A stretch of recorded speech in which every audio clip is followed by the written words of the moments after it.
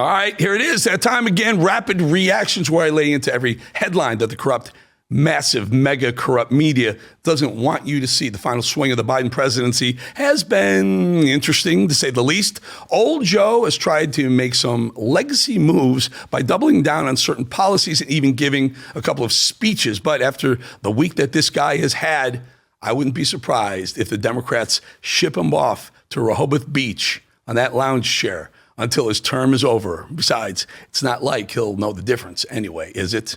Last night, the Kamala campaign took Sleepy Joe out of bed, changed him out of his pajamas, likely drubbed him up just a bit, and forced him to be social. Take a look at how that went. Look at that. What's going on here? I don't even know what to say about this guy at this point. This is how he follows up the instantly infamous garbage comments. He bit a kid. He bit a child. Just look at that image for a second. The man was actually elected to serve as our president. Bit the kid. I think the kid was a chicken, so maybe he thought he was eating fried chicken or something.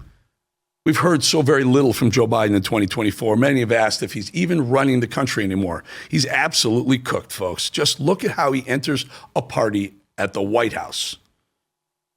This was moments before he started biting children.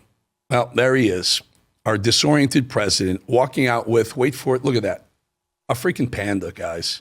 A freaking panda. You know what the panda is a symbol of? China.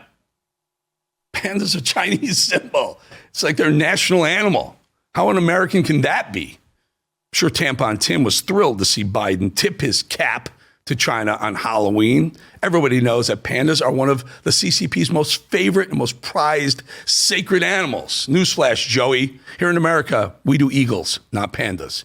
Fortunately, Joe Biden and Kamala Harris have brought shame to the White House. We've seen drag shows, topless transgender freaks on the White House lawn, and now pandas and biting children. Of course, it never had to be this way, does it? Does anyone remember how Trump and Melania handled Halloween at the White House? Look at that. A little different scene there, right? Look how classy. I mean, Melania's elegance. Trump is just presidential. The day was about kids, as it should be. Quite a difference. All right, let's move off the Biden-Harris Halloween shit show. I want you all to hear something amazing that Slick Willie Clinton, I don't know, decided to say. I don't think it's right to say that people have to vote for Donald Trump because the economy is better there. I don't believe that. Ruh-roh. You hear that? Hillary ain't going to like that too much. Neither is Kamala. And Barack Obama's going to fire you, Bill. Looks like Bill is going to be sleeping on the couch for a few weeks, of course. I'm sure he knows what that's all about. So is that Kamala Harris fully plans to roll out Bidenomics 2.0 if somehow she sneaks out a win in the election?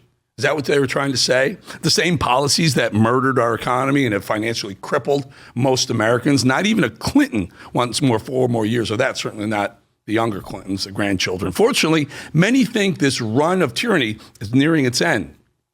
Now, listen to Frank Lunn's worst toupee in history on CNN.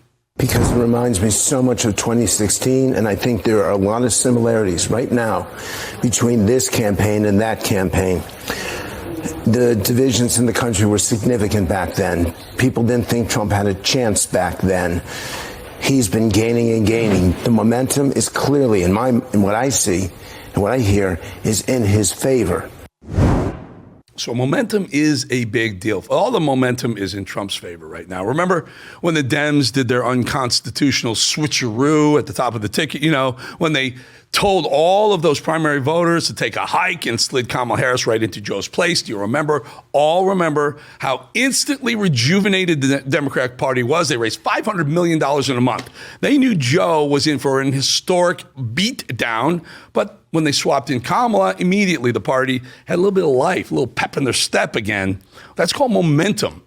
Fortunately for us, that momentum has since died, and Kamala's chances decrease every single time she opens her mouth. But as the worst toupee in history, Frank Luntz, said, Trump is heating up at the right time. And the Democrats, well, they're doing the exact opposite. His comments seemingly describing Trump supporters as, quote, garbage. The Harris campaign is trying to downplay the effect of those comments. Of course they are. But I wonder if you think that those comments are going to move voters. It's going to be huge, because this is not some comedian saying something stupid and offensive at a rally where he should have been basically disinvited. This is the president of the United States endorsing his vice president, and I've watched Trump already seize this. The basket of deplorables was significant, was meaningful in 2016. In 2024, I can promise you that this is going to drive Trump turnout. He's doing it already. I'm sure there's going to be ads on as soon as tonight about this. This may be a turning point for those final 3%, and that's all it is. Little story about Frank Luntz. I call him the worst toupee in history, because in 2016, Frank Luntz was all about Marco Rubio. Frank Luntz did these little focus groups, and I remember I was in Iowa for, I guess it was the primaries, and Frank Luntz had a group of table, about 20 people at a table, and he was talking, and it's like, I walked by and go, let me guess, 20 hands for Marco Rubio. Frank got really pissed off at me. He won't talk to me since.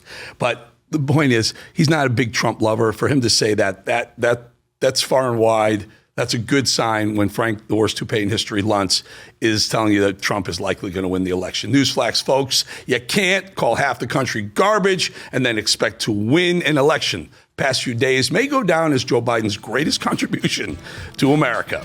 His party should just left him on the beach, because he may have actually just swung the election simply by being Joe.